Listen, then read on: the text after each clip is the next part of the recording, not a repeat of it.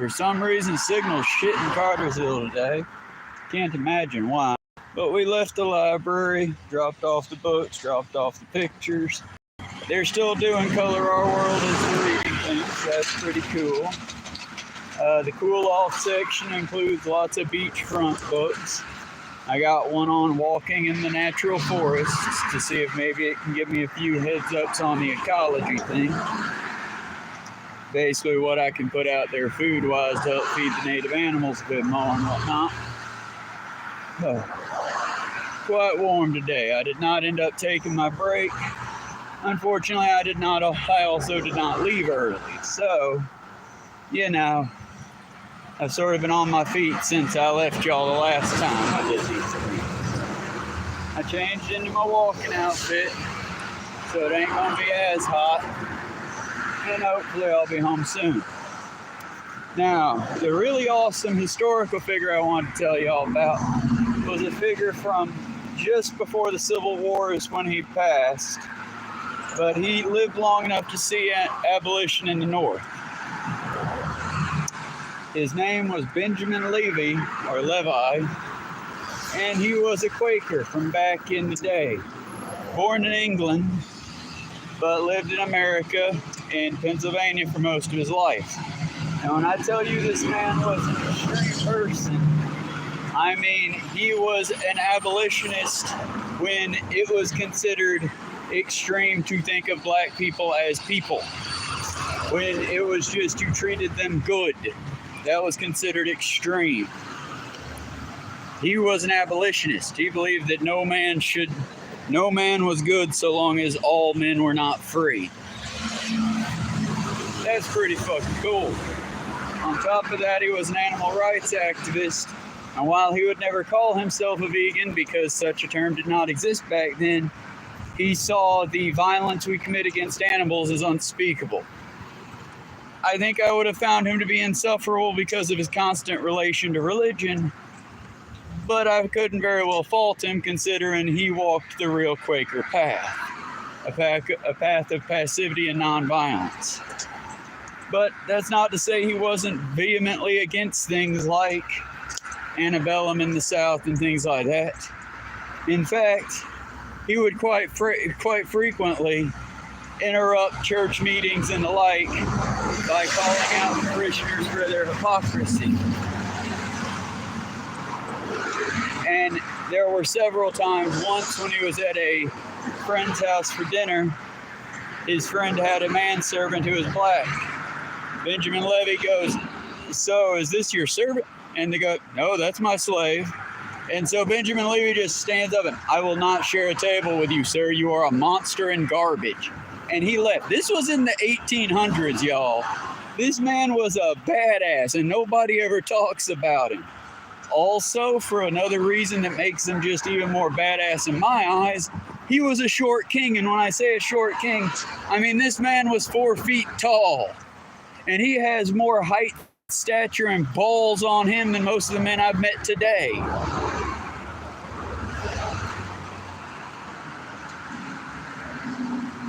Hello, and hello, hacker. I don't know who Quagmire is. But no, I am Travis, or I am Patrick, if you want to do the bit. Hello, Catherine Quilts. Hello, lifeguard, innovation, and swimmers. I don't know much about Poland, but yeah, it seems like it'd be a wonderful place compared to where I'm at now. I'm in America. And here in America, it's not so great, but you know, such is life in late stage capitalism. But one of the people I was talking about being Benjamin Levy. Don't want to get my historic figures crossed. Man was 4 feet tall and stood 10 toes down on everything. Died living in a cave like a badass. The main things that he ate were honey and oats and things like that. But he supposedly also drank milk. Now, Al-Toshe had a theory that I want to help, put out there because it makes a lot of sense. But the local native tribes had known how to harvest the nut milk for ages, as far as like from the various pecan trees and the like. So it is very possible that the ignorant farmers around this man saw him drinking a liquid that looked like milk and just assumed it was milk.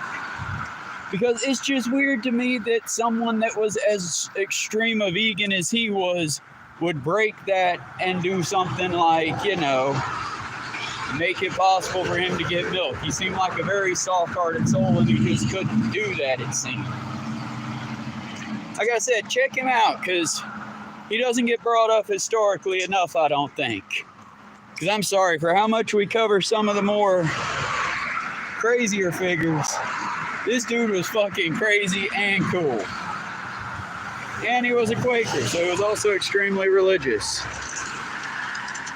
What's that? Catris Quokles. What am I doing? I'm currently walking home. I got off work about 9 hours ago. Well, worked for 9 hours, went to the library, dropped off my books, picked up new books, dropped off some donations for the kids, coloring books and whatnot, pages for them. And I'm walking the 4 or 5 miles home to my house. Well, trailer, but, you know, more or less. But what is it you'd like to tell me? Is it that my warranty is expired? Or do you have, well, what's the newest one? I've been getting a lot of scams from the, do you have something to tell me about my Social Security? I keep getting that one on like, oh no, it's Medicare, I want to say. Either way, I'm just like, yeah, wrong tree. I'm too young for that. I mean, it's terrible they're trying to take advantage of old people, but it's also one of those, honey, I'm not old enough for me to have any kind of benefits like that. Even if we didn't live in a fascistic, terrible country that, you know, is slowly taking away old people's rights so they can kill them easier. I'm no fan of my country, in case I haven't made that obvious. We could do so much better, but, you know, the stereotype about Americans being fat and lazy, hate to say it, hate to agree with it, but, you know, I hate it, man. I wish I could say it's different, but the place I work at, we got 2 people busting ass, and the rest of everybody's leaning on something till the customers show up. But the main ones bitching about everybody leaning on shit are the main ones doing it. Ain't that hilarious? Oh. But I mean, what else is new? I could be blind to their efforts because, like I said, at 12 o'clock I was gone like a fart in the wind. Normally I would stay late. Normally I would, you know, oh, y'all only got 3 people? Man, that sucks. Let me, nah, today? Nah, fuck that. Bye. I'll be back tomorrow.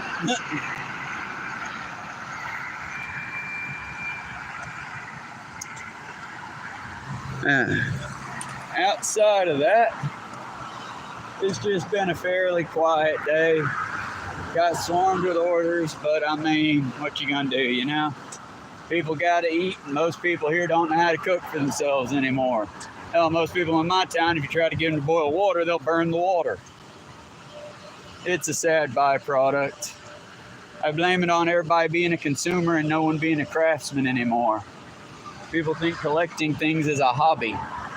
Shit like that. And don't get me wrong, if you're a collector and you have like 1 billion little facts about the neat shit you pack ratted, I ain't judging you for it. That shit's cool sometimes. I'm just saying, if the main thing you collect are liquor bottles and the main stories you have is how you got off work and went home to drink, that's not exactly a life worth living to me, you know? I mean, granted, I'm not doing much today. Today's sort of an off day because I had to go to the library to donate the coloring pages that I wasn't going to use for the channel. I'm carrying a different bag, so I couldn't bring any scraps for the wild animals. I couldn't carry my typical bucket to pick up litter because all these drinking motherfuckers throw out their liquor bottles and their cans because most of them are lazy bastards. And I guess before they go to church, they need to make sure, you know, the vehicle's free of the liquor bottles they drinking on their way to church. Either way, though, I typically pick up the litter as I go in, dump it at either the dumpster at work or a couple of the business owners I've talked to that don't care if I use their dumpster. You know, just being the difference. My dad used to say before he died that you got to be the difference you want to see in the world, because you can pray to a dead God all you want, but you're always going to get what everyone always got. A lot of empty voices in your head. Meanwhile, get up there and pick up some garbage. You'll make a difference, even if it's a little one. If you're going to pray for somebody, how about instead of wasting the breath, you give them $1? That $1 will actually get them a beverage or some water or something, you know. Be the difference you want to see in the world. Because all the worship of a dead God's going to do is waste everybody's time. But you go ahead whenever you're ready, Catherine. I cuddles, whatever you got to say, friend. Or are you just dipping out? Because I also don't pause the stream very often, friends. Just saying. Typically, we roll till the thing breaks down. The main thing I'm just showing you is how the weather is right now where I'm at. And, you know, the beautiful Georgia environment. Isn't it lovely, y'all? Doesn't it fill you with pride for our town? Yeah, me neither. It'd be nice if we had some, like, Georgia native trees growing. If we had some, you know, wildlife supportive things and networks in place. But I mean, you know, we do what we do. And some of these might be Georgia natives. I can't tell from this distance. I'm hoping they're native trees, not though they look like they just create myrtles from here. And that'd be terrible, but expected.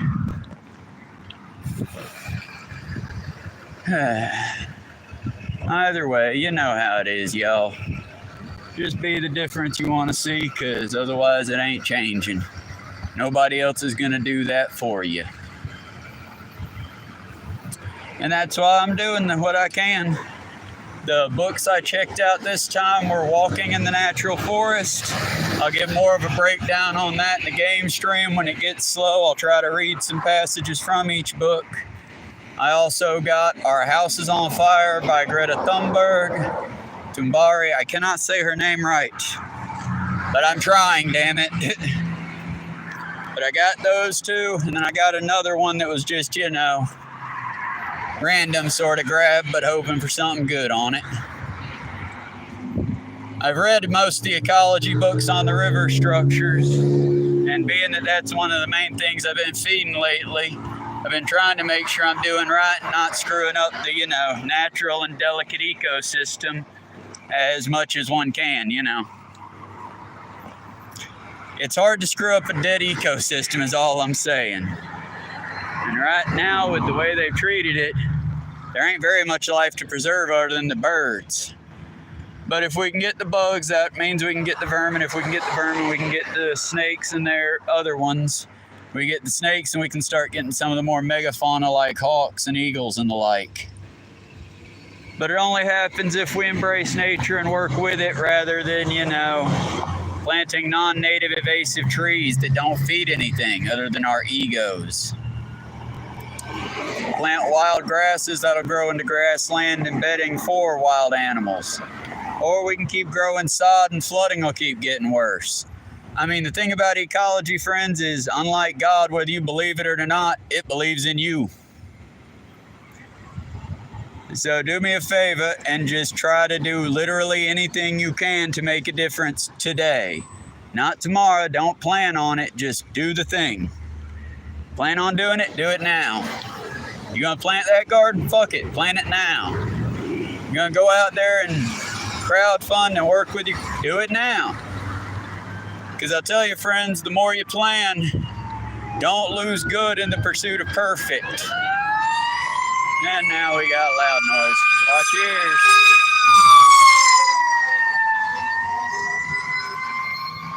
Just another day in Cottersville. Probably someone setting something on fire. Or if it's anything like the mini kitchens I've worked in, some poor business just went belly up because they waited one day too many to call in the repair people. But then again, you know how they handle insurance around here. What's a little bad machinery as long as the business owner's getting a huge payout, right? Don't you love the scam economy?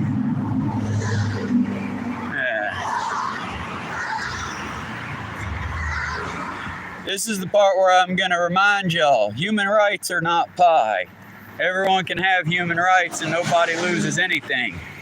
Money, however, finances, that's a bit of a pie for you. So, we've now been funding billionaires, bending over backwards, and doing everything we can to make billionaires' lives easier, giving them more tax breaks than they've ever seen. I'm curious, how's that going for us so far? Have y'all noticed the trickle-down theory in action? Because I've been here 36 years and I've never once seen a trickle-down outside of piss.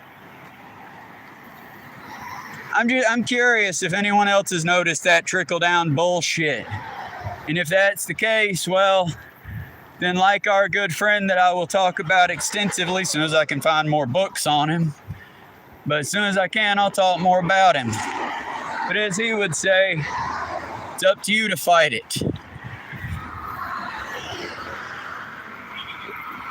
Hello, FX Bytes. Hello, FX Bytes. How you doing?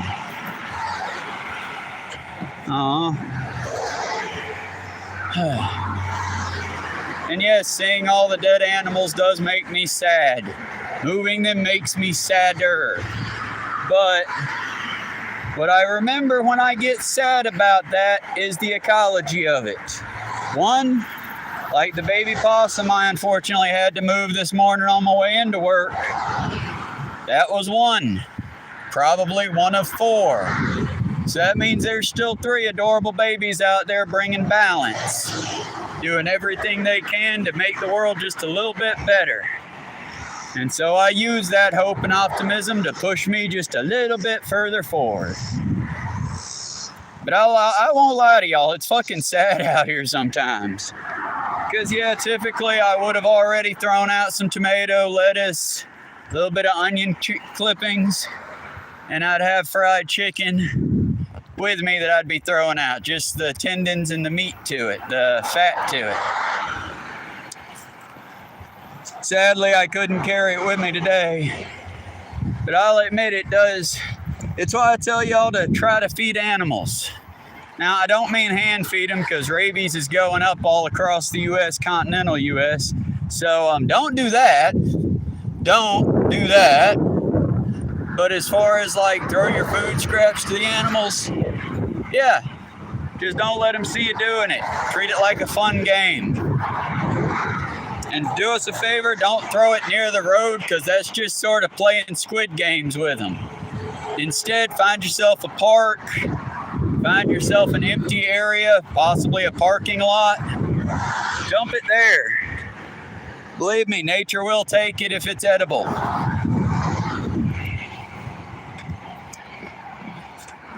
This is also when I must tell y'all that from what I've seen, yeah, they basically outlawed homelessness now. Now, the Maha douchebags haven't started locking up the people they see as mentally unfit yet.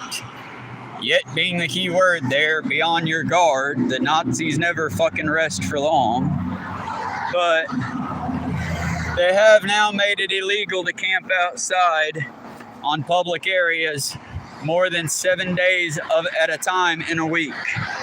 Also, they've already had a war against the basic camping setup. As I can attest, there are plenty of places to bring an RV or to go glamping here. I can't tell you of a single campground that you're actually allowed to bring a tent to and just crack open a tent. It's because they've had a war on the poor for quite some time. And the poor, as well as the middle class, have just been taking it right in the teeth. Mostly because the middle class is stupid and they think that they're eventually going to be the rich. They don't realize the entire game's rigged against them. It's why I hate the pick-me's, the ones that, oh, well, they're not coming after me yet, so it's okay, teehee. No, friend, they will come after you.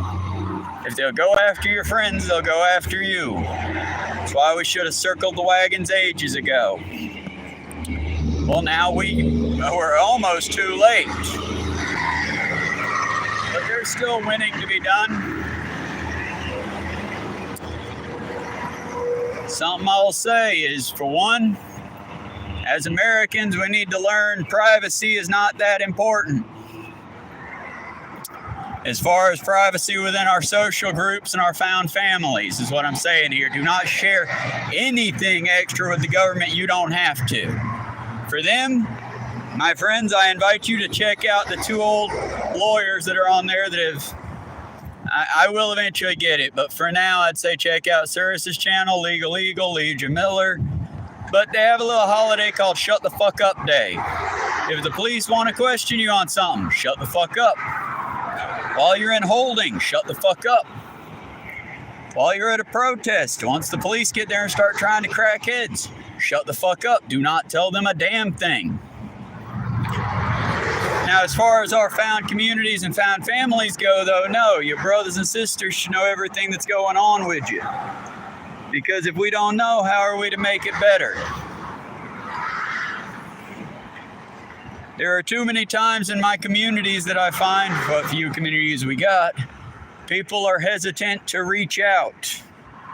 Friends, I am exhausted, more so than I have ever been in my entire goddamn life.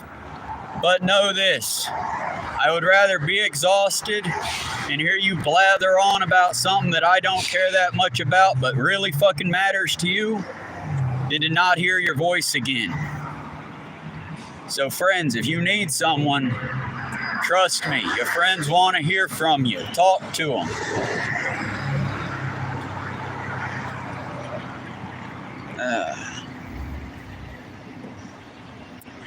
Like I said, y'all, it's not pleasant, but when I left at 12 o'clock, it was about 80 degrees and very overcast.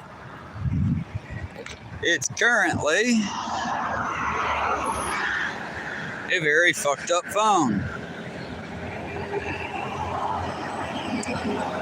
It's currently 93 degrees and slightly overcast. That would explain why it feels like I'm cooking. Now, here in just a little bit, I'm probably going to suspend the stream for a hot minute and run into the gas station to get something to drink and go to the bathroom. After that, I'll come back out, and once we're back on the trail, I'll get back on the live.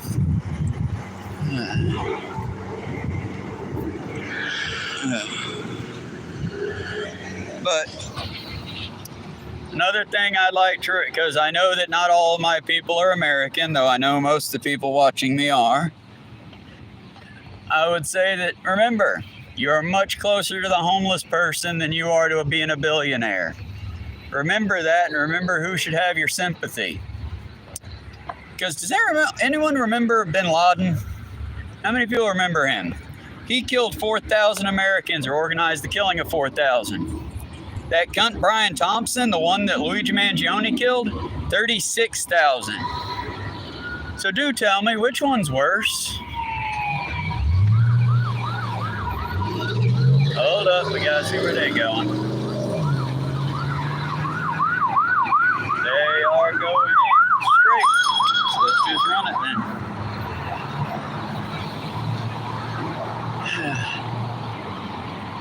But yeah,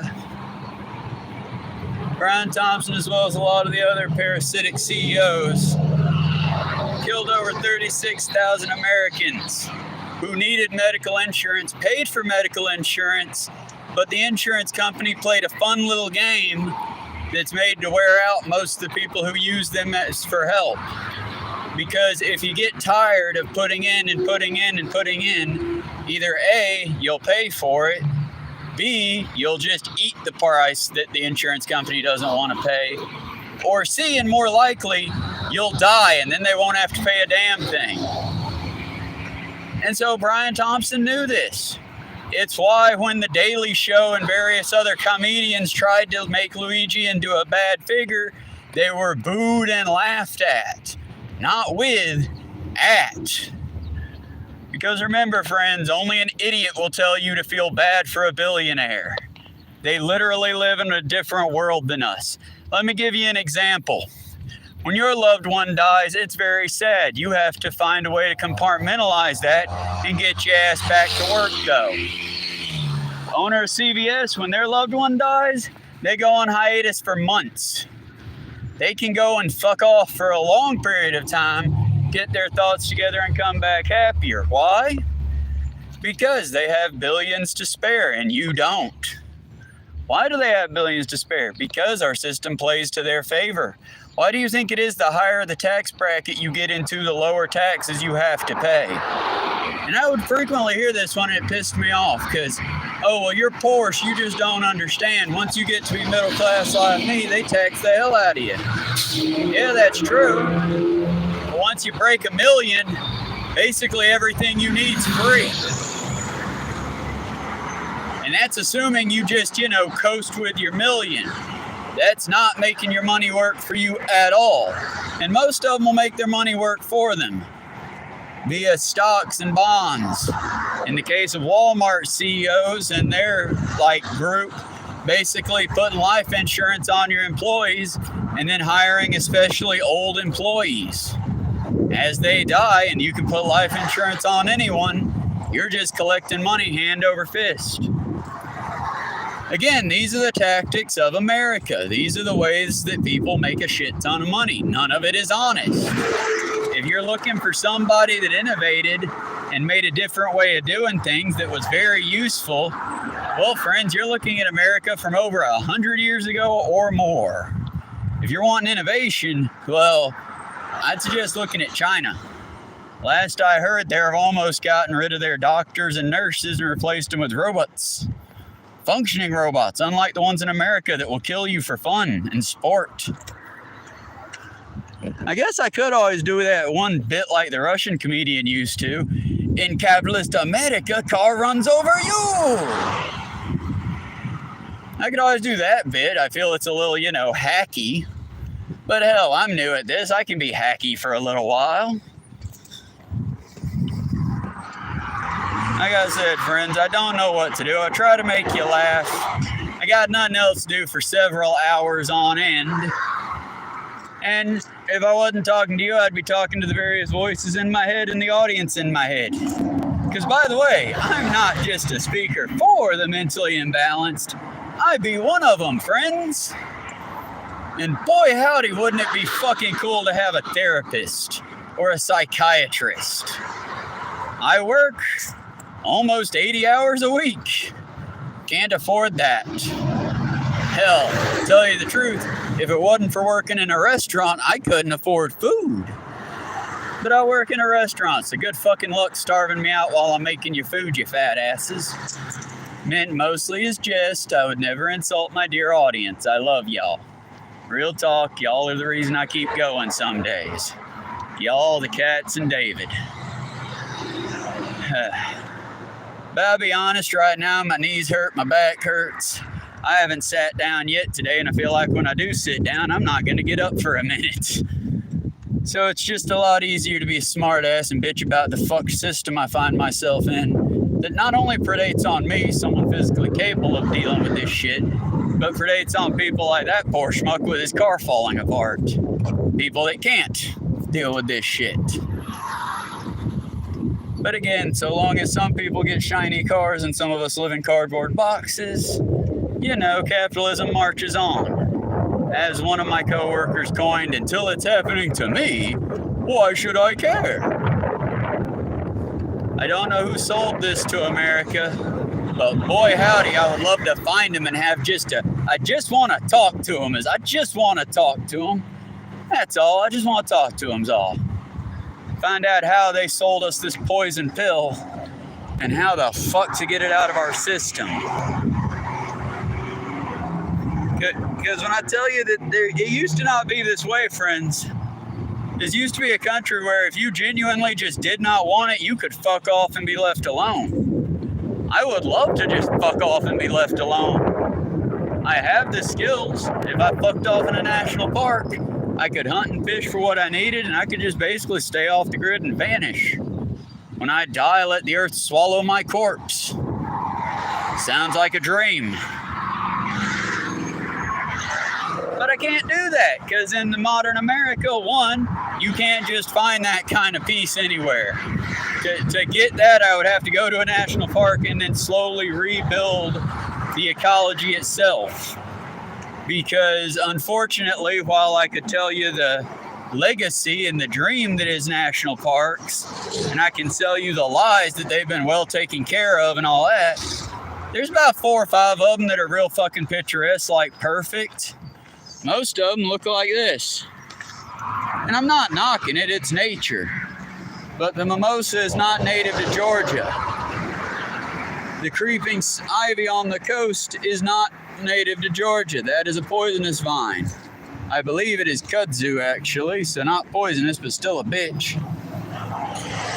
And then I promise you the cinder blocks are not naturally forming lake or river features. Nor is all the rusty metal.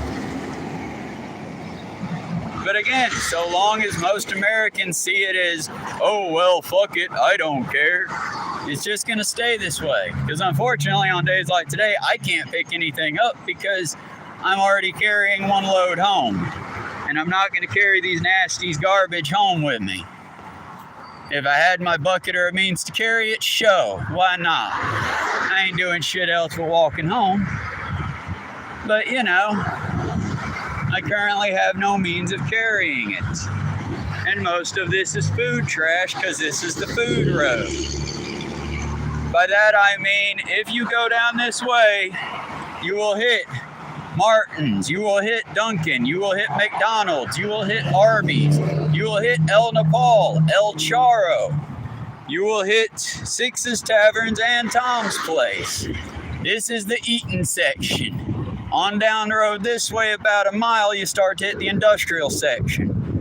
About 4 miles past that, solid farmland. One day, if I ever want to go to the Harley City Council meeting, we'll be taking that 20-mile hike. Because there's a bridge that makes it less than, 2 miles to get to the City Hall meetings. But sadly, they marked that bridge to where no pedestrians can walk across it. I don't blame them, it's wildly dangerous. But rather than give pedestrians a workaround, they just basically said, fuck off, buy a car. I refuse, thank you kindly, because I quite frankly like the heroes who are stubborn. And one of the heroes that I was telling you about at the beginning of this, Benjamin Levy, the man walked around most of the time without shoes because he could not condone the murder of the cattle to make the leather. When I say he was an extremist, I mean he was a badass extremist for the time. Because again, it's like what Naval Grande points out in the book Deus, or Deus Ex. Basically, yeah, humanity's real good at making grand statements, but we aren't very good at standing on them. Well, this man is the rare exception that does stand on that exception. Either way, check him out sometime if you get the chance. Attaché Films did an entire episode dedicated to him specifically.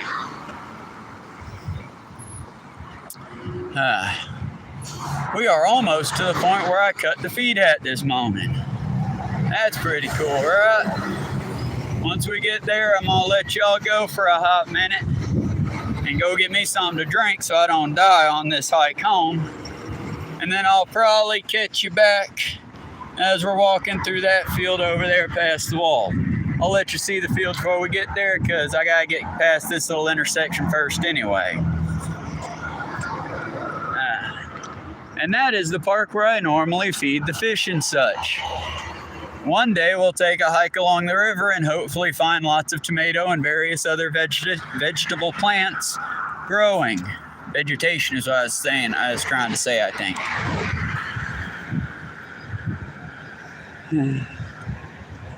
I would love to get Zed snacks. I did not bring the stupid bug lantern because I did not expect to have the money for crickets. Without a means to carry them, no, I cannot get him anything. Much as I wish I could, sadly I cannot. Also, I'm not entirely sure the crickets would survive the hike home. It is getting hotter out here. And I don't see it getting any colder once we start heading down the road that's 99% asphalt. I could be wrong. I don't think I will be, but I could be. I hope I am. Hopefully it'll start to rain soon. Or maybe one of those mythological nice people will come. I just don't see it happening.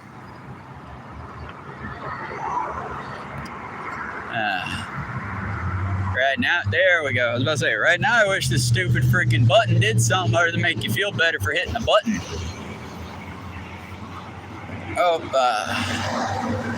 But alright, y'all. I'm gonna grab a quick drink here so I don't die on the 4-mile hike. And then I'll be right back with you. Be patient and I'll be right back. Thank you very much. See you in a minute.